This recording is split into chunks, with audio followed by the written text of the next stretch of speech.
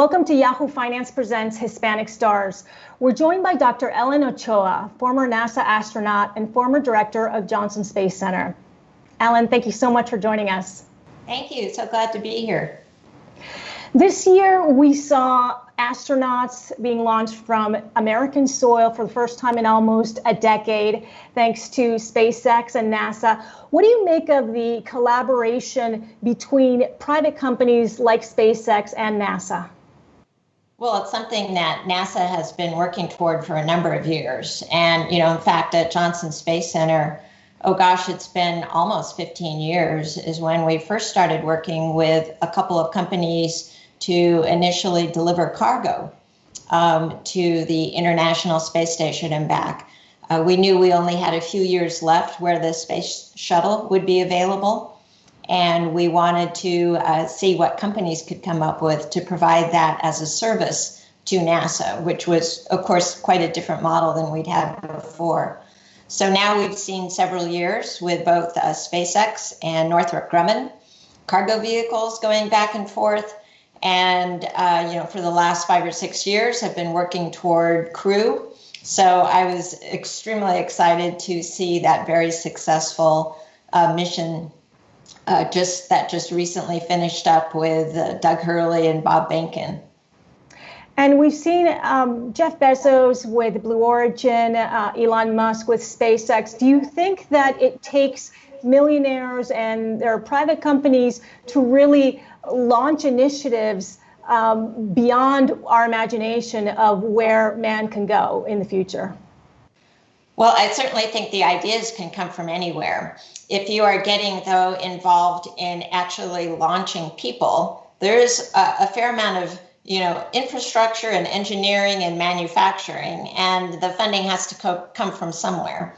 And I think maybe when those companies were started, it might not have been as easy at that time to get outside funding. People just weren't sure how long would it take. When would you actually see a return on your investment? All those questions that investors would ask. But I think as you look across the space landscape now, and thinking beyond just human space flight, but other companies that are developing other launch vehicles and maybe launching even CubeSats and small sats. There is a lot more going on there. And I think investors are very excited now about being part of that industry. And there's some really cool projects that are going on in space, including 3D printing. There's even testing of 3D printing of human tissues to eventually make organs. Out of these advancements, which ones excite you the most, and which do you think can come to the finish line first? Well, I kind of look at it from the point of view of we are really seeing the fruit of building the International Space Station. So it was this dream of having an international cooperation to build a laboratory in space that could do research and technology development in just a whole variety of areas. It could be biotechnology, new materials, understanding more about Earth and its resources, combustion physics. There's so much capability up there. And I was lucky enough to be in pretty much almost from the beginning of that, started working in that program in early 1995 before, anything was being built. And we were trying to decide how we were going to design it, build it, operate it. And so now you see all of these experiments going on and technology being demonstrated, like you mentioned, 3D printing. I think we're on maybe about the third generation on space station right now, and including of human tissue. And we've done DNA sequencing and just a whole variety of things that we couldn't have imagined when people were first starting to think about the station. So I'm really excited and proud of what the International Space Station has become and the variety of customers that it has. And we know that NASA's aim is to get boots back on the moon by 2024, and then Mars beyond that. Do you see us going to Mars in this lifetime? Oh, absolutely. As long as we decide it's a priority, because it takes both technology development and engineering, but funding as well. and it takes a funding over a sustained period of time, because it's a difficult endeavor. Definitely not impossible. I don't think there's any hurdles that can't be overcome, but you have to make the commitment that you're going to build the infrastructure, which means, it's not just about getting people there and back. It's about keeping them alive when they're on the surface, and building up a situation where they can partially live off resources that are available at Mars, and understanding what the whole logistics, medical care, just everything that goes along with it. It's an exciting challenge, and I sure hope that we do see it, maybe as soon as the 2030s. And Virgin Galactic is the tourism company which has garnered so much attention since its IPO. It wants to take humans on these voyages, 90-minute voyages to the edge of space, and then eventually to do point-to-point travel using supersonic travel. And do you see this sort of disrupting our way of travel, that we will eventually be able to get from point A to point B, New York to Hong Kong, let's say, in an hour? Well, I don't know exactly the timeline on which Virgin Galactic is looking at that. I'm sure anybody who's ever traveled from the U.S. to, some of the Asian countries would certainly love to see the opportunity to get there in an hour or two or something like that. I think initially it will be a very amazing and emotional experience for people that just even get to do the suborbital experience that people are starting to offer now. And, I feel pretty lucky that I've had the chance to see Earth from space, not just for a few minutes, but for a total of 41 days in space over my 4 missions. And it really does give you a different perspective of the Earth. And my hope is that a lot of people will get to see the Earth from that perspective. And what have you learned from that perspective? Well, first of all, when you're orbiting the Earth every hour and a half, you kind of just view the Earth differently. It's not like you live in just one little place and it's just your own neighborhood or your own city or even your own state that somehow affects your life. You really see it as a continuum of everyone around the planet being related, connected, and of course, you can't help but notice the fragility of some of the parts of the Earth that you see. On my first 2 flights, we were studying the Earth's atmosphere, and particularly the problem of ozone depletion in the ozone hole. So we spent a lot of time looking at that thin layer of atmosphere that you see as you look at the curvature of the Earth, and realizing it looks so thin and fragile compared to the size of the Earth, and you realize that's what's keeping us all alive here. We really have to understand what impacts the atmosphere and what we as humans should be doing to make sure that it's going to continue to support life. And you can think about that in terms of the oceans and the land as well. And those are things that really are very noticeable when you get the chance to view it from space. What an amazing perspective. You were the first Hispanic woman to go to space, and also the first Hispanic director of the Johnson Space Center. Do you feel like you had to break glass ceilings on your way up in your career?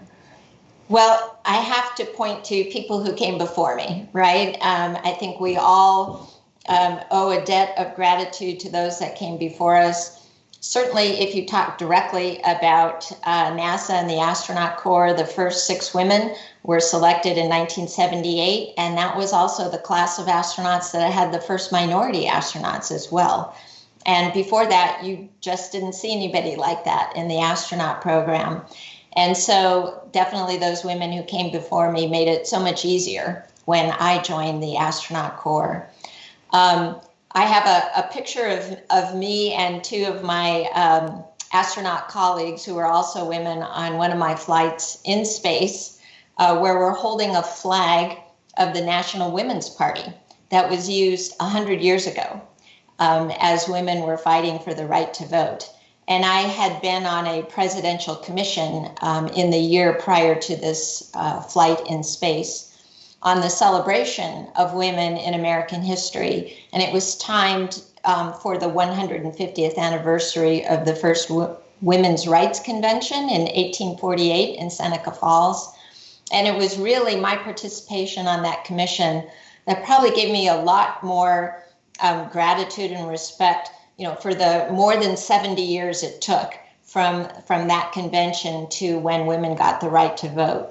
And you could see a clear path from all of that. Maybe not a short path or a straight path, but a clear path between that and laws that change that allow women to take jobs, to be able to be offered jobs like astronaut that were closed to them before. So I definitely thought about that when I was selected and when I was flying in space. And what will it take to attract more women, more Hispanics into the sciences? Yeah, that's a problem that a lot of people work on, and we've made some progress, so that's on the positive side, but still have a long ways to go.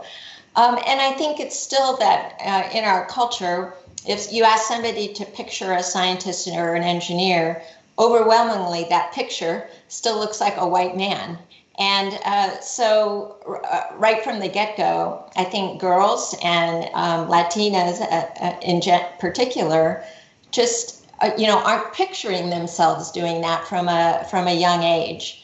And you really need to be thinking about it, certainly by the time you're in high school, because you want to take the right courses in high school that would prepare you to study STEM careers after high school as well. So there are a lot of programs across the country, and I've had the chance to, talk or somehow contribute to a lot of them that are focused on looking at how we attract more girls and more Latinas into the space, actually just STEM careers in general. And it usually involves making sure they understand it's about creativity, it's about curiosity, it's about either discovering new knowledge or solving challenges, working as a team.